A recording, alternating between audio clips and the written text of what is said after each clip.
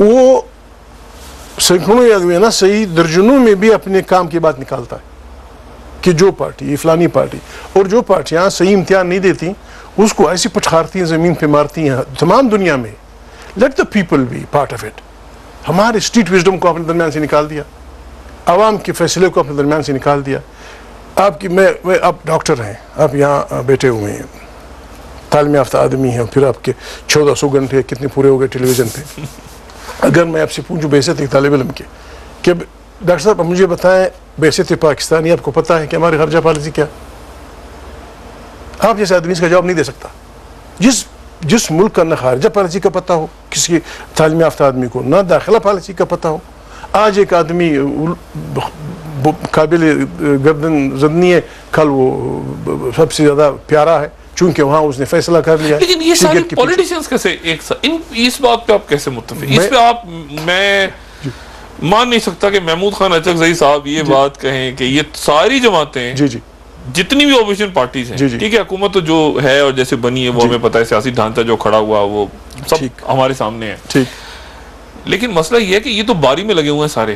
ایسا لگتا ہے کہ اپوزیشن بھی باری میں انتظار کر رہی ہے کہ میں پہلے آؤں یا دوسرا کہیں، اور کسی بھی موقع پہ ایک دوسرے کو کونی مار کے دھکا دے کے وہ آگے نکلنے. ایک بہت بڑی تبدیلی آئی ہے. یعنی دیکھیں محترم نواز شریف صاحب کو آپ کچھ بھی کہہ سکتے ہیں، لوگ الزامات لگاتے ہیں، فلانا اسٹیبلشمنٹ، فلانا ان کا اسے رشتہ، فلانا ان کا اسے رشتہ.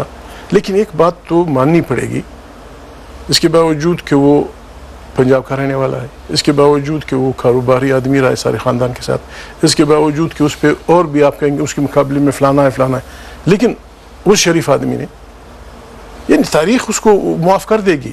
یعنی بالکل ایک خاص اس پہ کھڑے ہو کہ اس نے سٹینڈ لیا اور ٹھیک لیا کہ بھائی اصل میں پرابلم یہ ہے کہ فوج کی مداخلت اور ایجنسیوں کی مداخلت پاکستان کے لیے زیر قاتل ہے. یعنی یہ بات کوئی اور کہتا تو سمجھ نہیں پڑتی لوگوں کو کہ بھائی پٹھان ہے، پاگل ہے، وہ غدار ہے، اس کے باپ یہ تھا، دادا یہ تھا، یا جی ایم سید کے لوگ ہیں یا فلانے کے لوگ ہیں.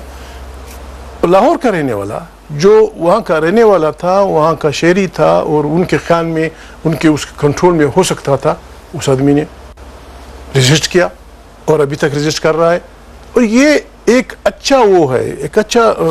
اگر نواز شریف صاحب کو نہ ہٹایا جاتا 12 اکتوبر کو تو پھر تو ان کے خیالات وہی رہتے. اب ان کے خیالات تو اس لیے تبدیل ہوئے. اگر نہیں ہٹایا جاتا تو یہ بات آئی نہیں تھی.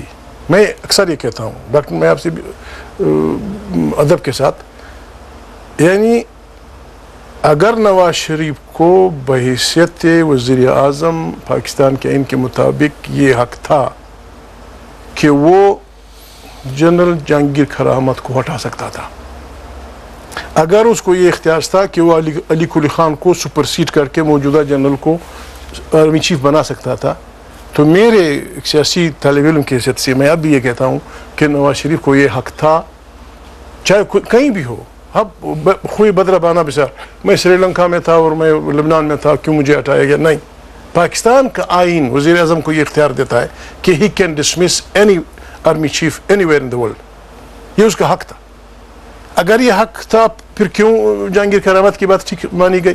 جب موجودہ جنرل کو اس کے باوجود علی قلی خان کے فٹ جنرل تھا، اس کو سپرسیڈ کیا، موجودہ جنرل کو جنرل بنایا تو وہ ٹھیک تھا. اور جب آپ کو ہٹایا آپ نے کہا کہ پھر اس کی ڈاکٹر صاحب دکھ ہوتا ہے. آپ کو، یعنی آپ کو نواز شریف صاحب کے خیالات تبدیل ہیں، اب وہ متفق ہیں آپ کی سوچ سے؟ وہ اس کی نشوونما ہوئی ہے، وہ سمجھ گیا پالیٹکس کی مجبوریوں کو.